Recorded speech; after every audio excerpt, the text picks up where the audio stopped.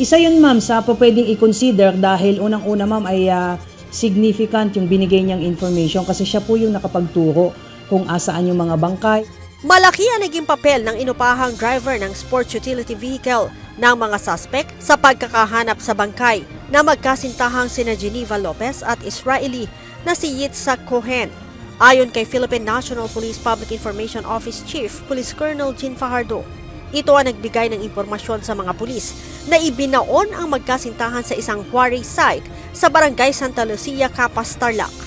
Sinasabi rin po niya na siya rin po yung inutusan nung isa sa mga POIs natin na mag-drive po nung sasakyan na sinunog po, na natagpuan nga po na ito yung mga testimonya na napakahalaga, pero we don't want to just rely dito sa testimonya nitong key witness. Gusto nating i-back up yun ng mga forensic evidence para siguraduhin na back up po at matibay ito na in case magkakaroon tayo later on ng pagbago ang isip niya na wala siyang alam and all. But napakahirap baguhin yung isip ng isang tao na nakita natin mismo yung bangkay na nandoon.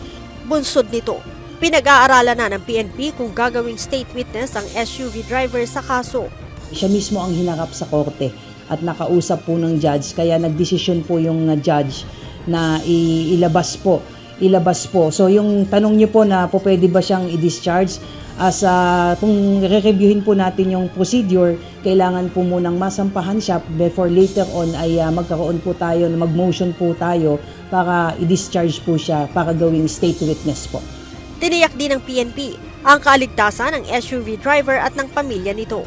Nakiusap po siya na ayaw na muna po niyang humarap kasi po pati yung pamilya po niya syempre ay maaring manganib, considering sa dami ng nalalaman niya ay kung ako yung pinaka-mastermind at pinaka-utak, ay gusto kong mawala siya sa istoryang ito para hindi sila malink because it appears na napakarami niyang alam. So binibigyan po siya ng security ng PNP po, pati ng SITG particularly, pati na rin po yung kanyang pamilya. Sinabi rin ni Colonel Fajardo na mayroon ang pangalan ng Special Investigation Task Group ng 2 pang suspect na pinaghahanap ng mga otoridad. Sila umano ang kasama ng 2 awol na pulis sa pagpaplano kung paano isasagawa ang krimen.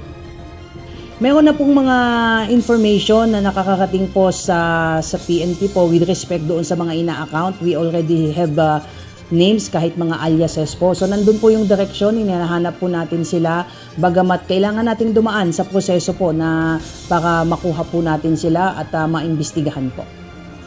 Nananatili naman ang isinanlan lupa ng dating pulis na si Michael Giyang ang tinitinang anggulo ng PNP sa pamamaslang. Ang magkasintahan ay nagtungo sa Tarlac noong June 21 para makipagkita kay Giyang kaugnay sa naturang lupa.